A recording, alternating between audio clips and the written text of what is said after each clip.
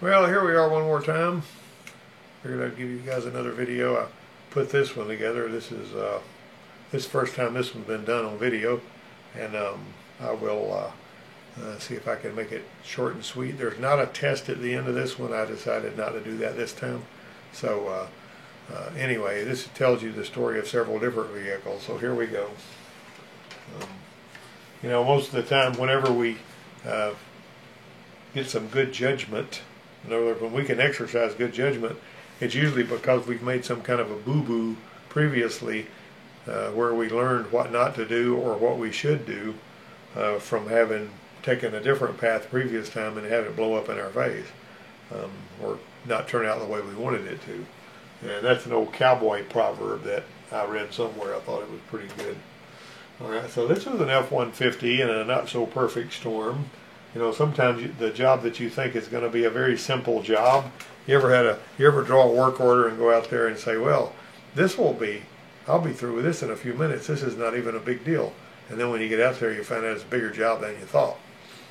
All right, so this particular one, the wipers didn't work on it. Now, you might notice this is the way the wipers work on these cars. The wiper switch has got all these resistors in it, and it gets some reference voltage right here. You notice that little drop in resistor, and so it measures the voltage that's coming out of this switch, and those stepped voltages that it has based on these resistors lets the GEM module, the generic electronic module, know what it is supposed to be done. Now, this is done in a sort of a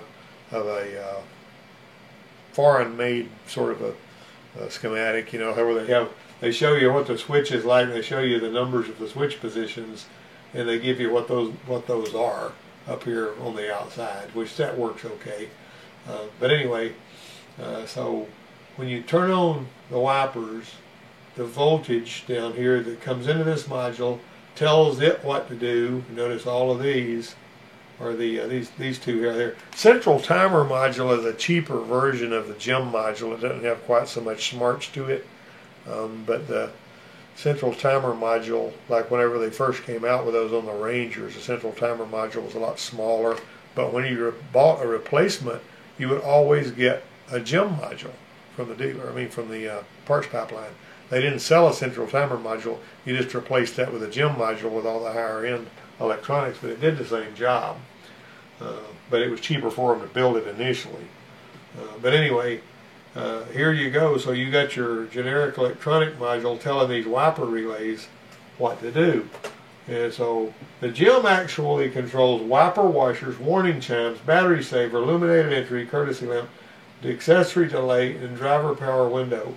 Now, every one of those things except the driver power window. The driver power window is your one touch down. That's what it does. It controls that. But all the rest of those things, if you think about it, are timed. That's why I call it a timer module. In other words, a central timer module, because every single one of those things has some kind of timing about it. And so on the F-150, this one piggybacks on the back of the fuse panel. This part right here is the fuse panel, and this right here is that's a salvage yard with it we got. I'll tell you about that in a minute. But this right here is the GEM module, and it piggybacks on there, and then the wires plug into the side. You can see that. Alright, so the wipers wouldn't work. Since the GEM controls the wipers based on input from the multifunction switch, I used the IDS to activate the wipers. With the IDS, they operated perfectly. I could tell them to go slow, I could tell them to go fast, I could tell them to park, I could tell them to wash the windshield. It would do everything I told it to do on my two-way communication with the IDS.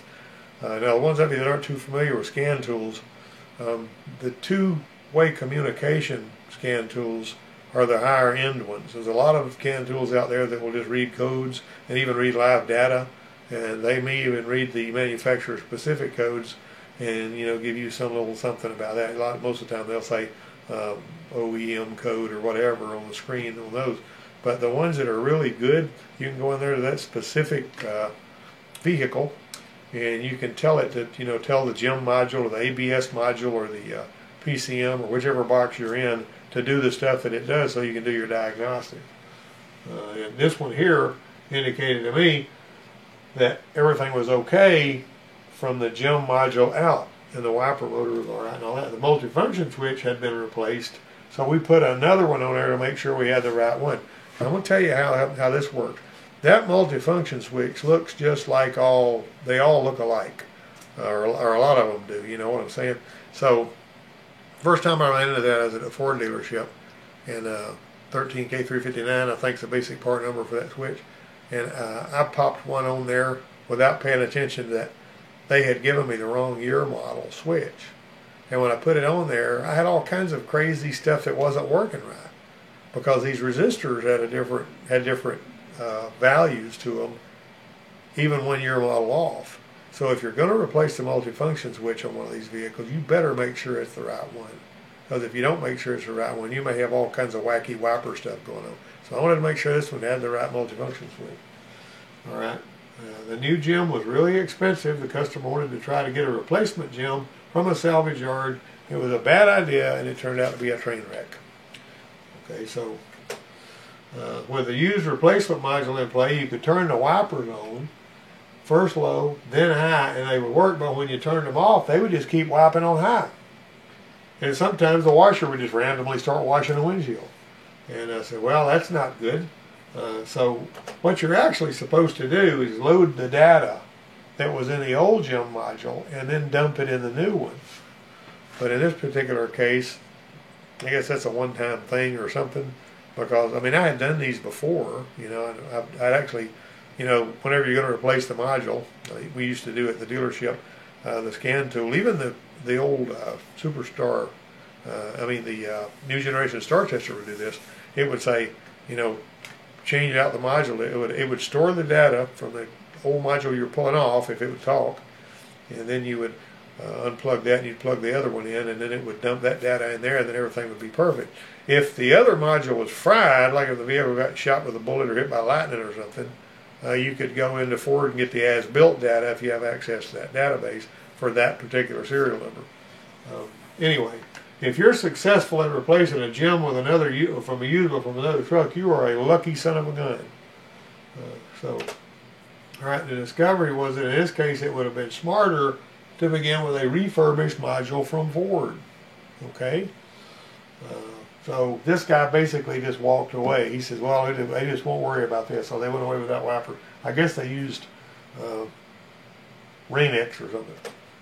All right, so patching works about half the time. This is a story about a F-153 valve. That's a little quick one. Came in on the hook. He bought it about 30 days earlier, and of course the timing chain was rattling. They told him not to worry about that because it's BIH. You know how the people are when they're trying to sell something. He came in. He says, "Can we see what's going on with this thing?" I said, "Yeah. Well, the timing chains, the sliders, and all that stuff in there. You know, with the nylon things, they're shot. And I need a timing chain with an oil pump at the very least." I said, "You really ought to put an engine in this thing because it's a bad bet to go in here and try to fix one of these, and cam phasers, you know, that kind of thing." So he says, "Well, let's just try to fix it," because he felt like he'd save money that way. And so we put the timing chain in the oil pump, and we put bearings in the bottom. Well, actually, we put the timing chain in the oil pump. We had to find out that some of the roller rockers were messed up on the number one bank one. So we replaced all the roller rockers, and we put a water pump on it. And he had a pretty good bit of money invested by that time. And we fired it up. It ran like a sewing machine. I mean, it was beautiful, you know, thing.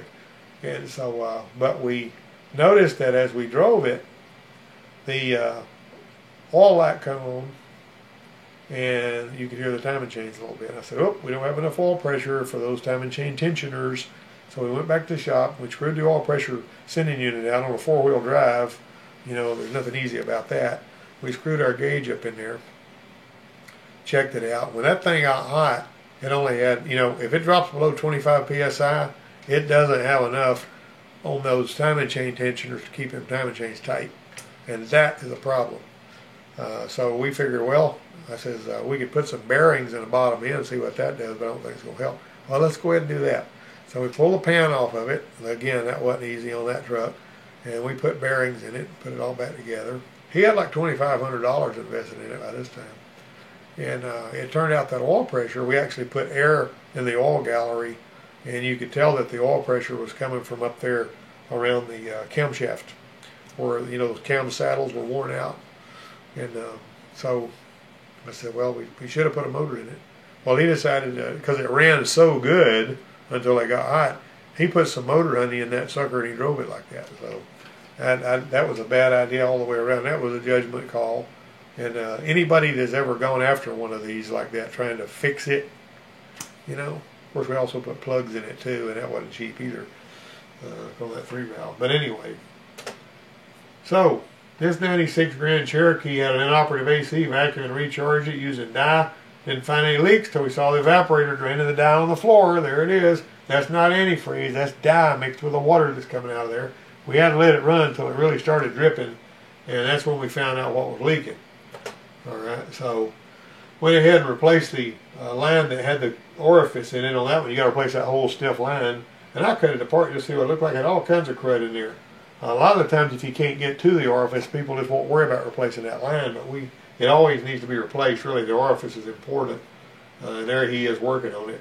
And this right here was the leaking evaporator. So we went ahead while we were in there and we replaced the heater core and the evaporator, because it's why not, since we were already in there. He had to pull the whole plenum off and put it on a bench up there.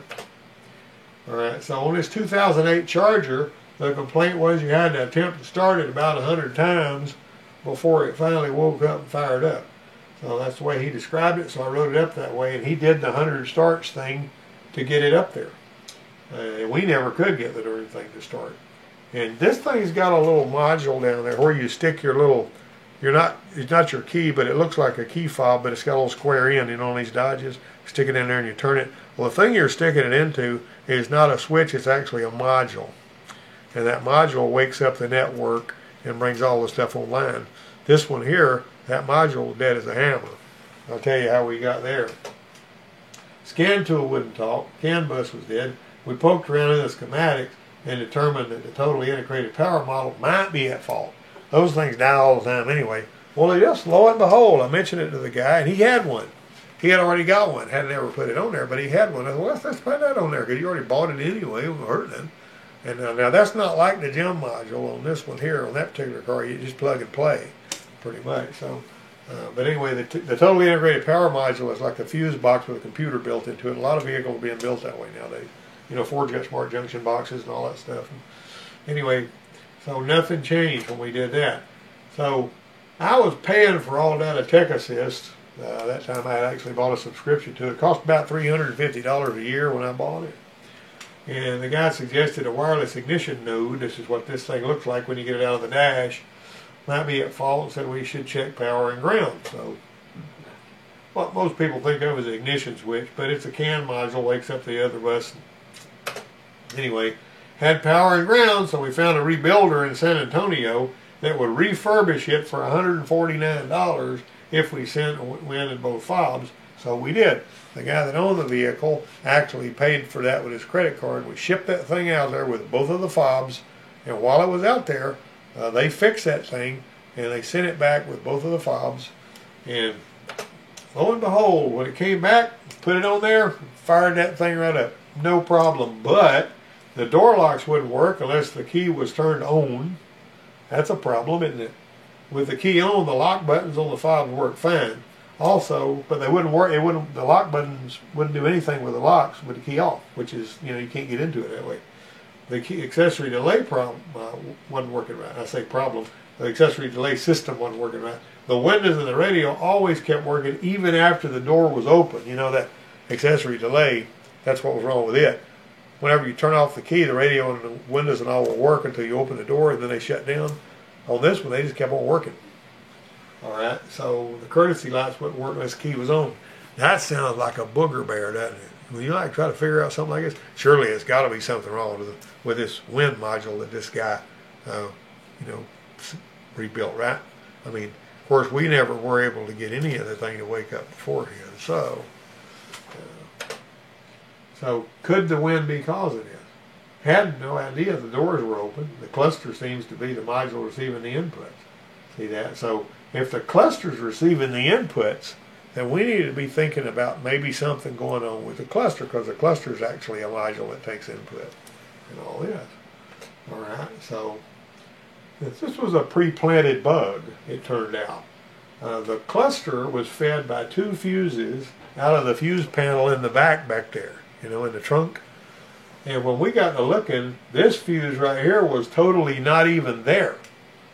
And, you know, sometimes a missing fuse is easy to overlook, especially if you got some empty holes like that and it's only got a terminal on one side.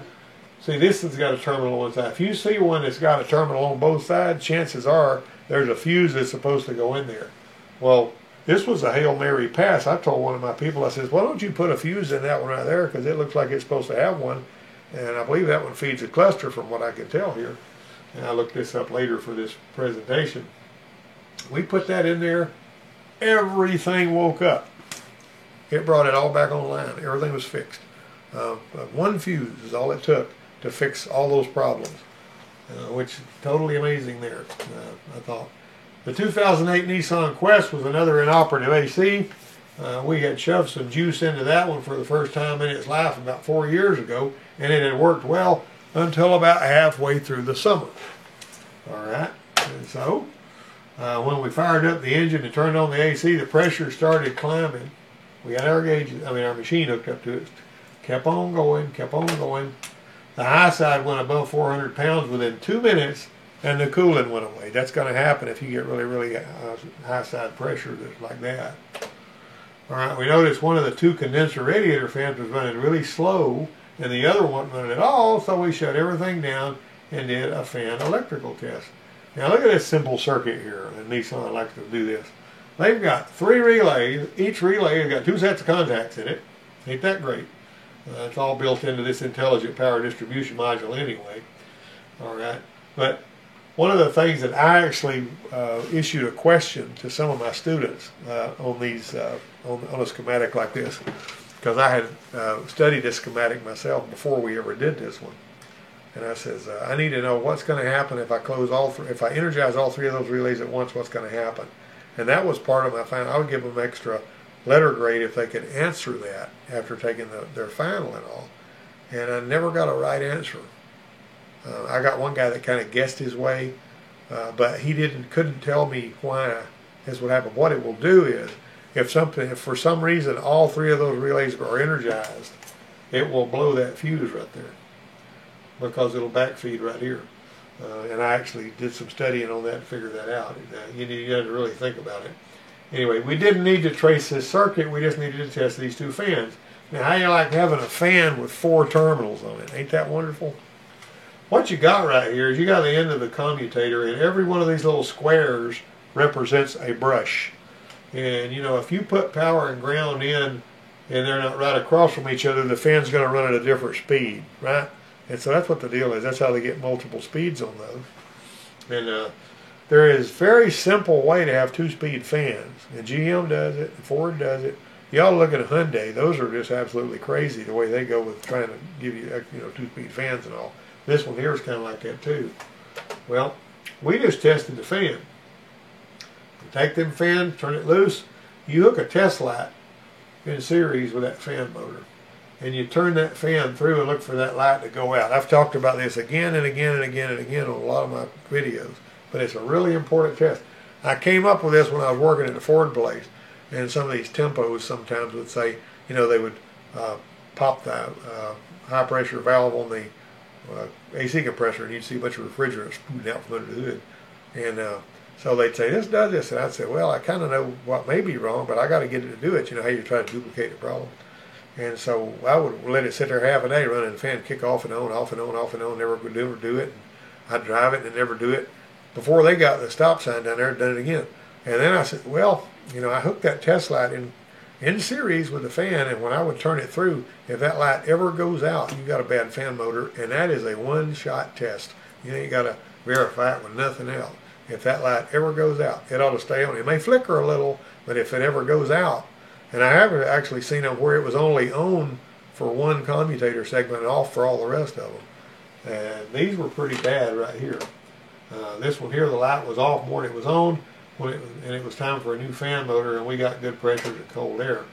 Well, we had this on the 2008 SRX, They came in for AC issues, found a bad high pressure transducer, which was pretty high. It's about $140 or something for that.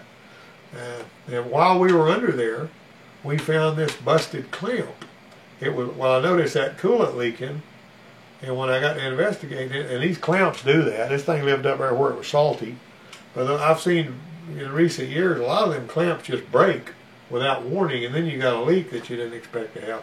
In extreme circumstances, you blow the doggone hose off, and you lost your coolant, and you know, you're toast there. All right. So we also found this leaking steering rack. The customer rejected that. They traded the car in like it was, except for the coolant leak. I had worked on this same car previously for a rattling noise driving around, you know, in the parking lot and all that kind of thing, blah, blah, blah, blah, under there. And you know, when that happens, you look out, you don't see anything, and so you just tighten the ever loving crap out of every bolt you can find on the suspension. And I did that and fixed the noise this one was making when you went over bumps and stuff. But it's always best to go ahead and tighten that stuff up, because a lot of the times when those rubber bushings shrink and stuff like that, you wind up with that. If it's a squeaking noise, it's usually because the bushing, the rubber has broke loose from the either the inside or the outside of the bushing, and it's translating that rubber like that. I've actually seen one of those though, where we tightened it with a cheater pipe on a 09 Expedition to get rid of a squeaking noise, and managed to get rid of a squeaking noise by tightening those bolts on the rear control arms, those inner ones. Anyway, learn from the job that beats you up. When you get smoked by your own bad judgment, let good judgment grow from it. Be a problem solver. Be humble. Share what you learn. The measure you give will be the measure you receive. That's true with the knowledge just as much as it is with material things. Because I found out that the more that I shared with people, the smarter I got. When we teach, whenever you explain something to somebody else, you're going to absorb about 88% on average of what you're saying. But when you're listening, you only absorb about 12%. That's why I used to have some of my students that would have them teach each other. And it wound up being a really good experience for them, because if you can talk about it off the top of your head without looking it up, and you're giving good information out. Of course, you know, somebody asks me something and I don't know it, I'm just going to say, I don't know about that. You know, look that up. But if it's something I know, or if I have an idea that I know what their problem is, then I'll typically go ahead and tell them, you know. And I think I mentioned the other day on one of these things about that this guy came out fighting with his Ranger. I couldn't get it started, even though I had a good wave on the crank sensor pattern. And it was a 95 model, had EDIS on it. And I said, I was looking at it, fighting with it, didn't have any spark, and I didn't know what to do with that thing. I just beat myself up about it. I'd only been working on it about 45 minutes when this guy came in. He said, I parked my motor home about 3 weeks ago, and when I went to get it to start, it's in the springtime, you know, he said it wouldn't go. And he said, it won't fire up, it just spins over. And I said, well, let's go out there and have a look at it, but I imagine you probably got ants in your relays. And so I went out there, and we switched on. I didn't hear no fuel pump. Felt the relay trying to click. I pulled the relay out and put a different relay in there, and the fuel pump ran, it fired up. So I figured that one out real fast, you know. Popped the cover off that relay. You know, some of the Ford relays back in the day had a little square hole in the bottom of it there around between the old terminals. And there was one ant that had climbed up in that relay and got right between those contacts. Just one ant. And when it went to close that relay, it crushed that ant. And that was really something. And I pat myself on the back about that. And then I get back to the shop, and I've still got the Ranger sitting there. Well, on the Ranger, what I wound up doing, because I didn't have anything to lose, I decided I was going to clip that harness right there at the crank sensor and at the EDIS module, and I ran an overlay all the way up there, just threw it over the top of the engine. Make sure you hook the right wire to the right wire. I mean, the gray one to the gray one, the blue one to the blue, and hook them up backwards, you won't ever get it started. It won't destroy anything, but it just won't start. So I did that, and that one fired up. And so I ran, you know, did the wire the right way, put it in the drill, and, you know, spun the drill and twisted the wire around itself, and then I wrapped some foil on it and, you know, made it shielded and grounded and all that kind of junk. And about 2 or 3 days later, there was a guy from down the way that was working on a 96 Ranger, and he goes, hey, I got a good signal coming out of this crank sensor, but it won't fire. I said, run an overlay from the crank sensor to the engine controller, because that one didn't have EDIS, it had the engine controller firing the coils. And so he did that, and that thing fired right up. But that's the only two of those I ever saw. There was a signal. You could look at a square wave, but there was no way to quantify whether it was enough of a signal or not. And the signal was slightly stronger after the overlay was run. That's probably one of the little wiring issues or something like that. There was another one I like to tell you about. And I got about 5 minutes left before my camera shuts off automatically. This town, not a town car, it was a Crown Victoria. And whenever you'd go up a gentle hill on it, loaded it with it in 45, when you're in fourth gear, your torque converter clutch lock, it would bite, boop, boop, boop, boop, but only when you're going up this one particular hill over there where that guy went to church. And he came over there, and it was still under warranty. And it was a 95 model. Now, 95 model had EDIS, and 96, the engine controller took the place of the EDIS module, and EDIS went away. And so I worked on that thing, doing all the standard stuff, looking for plugs and wire and all that kind of stuff. Nothing fixed it. I could feel that thing. I could see it. I actually had the portable vehicle analyzer on it, made a recording of it and all that, and sent it up there. That was back in the dial-up days. Oh, yes. But anyway, what was funny about that was I kept talking to this hotline engineer at Ford. And I could tell, you could talk to somebody, you could tell they're kind of holding something back. And I said, you're not talking straight with me. I said, you're not talking straight with me, and I really need to know the truth about what's going on here, because you're not telling me there's nothing else I can do to this thing that's going to stop this from skipping. And it was like he sort of broke down. And he says, okay, we've never been able to fix any of those. He said, we had a Lincoln one time, and we literally replaced everything on that thing except the hood of the car, and we never were able to get it to stop doing that. It was designed into it. And I said, well, I can fix it if you'll give me an authorization to upgrade it to a 96 with the engine controller, the wire harness, and all that. That'll stop it from doing it, because the 96 ones aren't doing it. Well, I can't do that. He said. So I just told the customer, I said, this is designed into this car, and it's never going to go away. So if you sell the car, you're going to have to sell it with this problem. And there's not anything else I can do other than what I've already done. You can't fix it if it was built into the car. That's the whole point. And that wasn't the only problem like that I saw. There was this pickup truck. It was a 92 F-150. That when you would drive down the road and you would be coming over a little hill and you'd let off the gas a little bit, this thing would drop out of its lean cruise mode. That's another story. And it would feel like the thing had been somebody ran into the back of the truck. Boom! And I did a portable vehicle, that big thing you put in there, part of the SPDS machine. I recorded that and I sent it up there to Ford. And the engineer called me back. He said, you'll never fix that. I said, what do you mean I'll never fix that? He says, and this truck had been at another dealership, and they ran out of ideas and just gave up on it. And he says, that's designed into it, but he says there's not enough people that have noticed it for us to issue a TSB or a correction of any kind. You'd have to actually put an engine controller with a different program in it. So I basically just told the guy that owned the truck, I said, this is always going to do this. Another guy was listening when I was telling that guy. He said, well, my truck's doing that. I'm glad to hear what you're telling me, because I thought something was wrong with the transmission. But I got to do it 2 or 3 times to jerk a crick in your neck when you least expect it and scare the daylights out of you.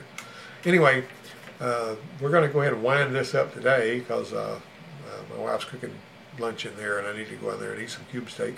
So I really appreciate you watching, and I really appreciate you liking my videos, and I hope you enjoyed all these.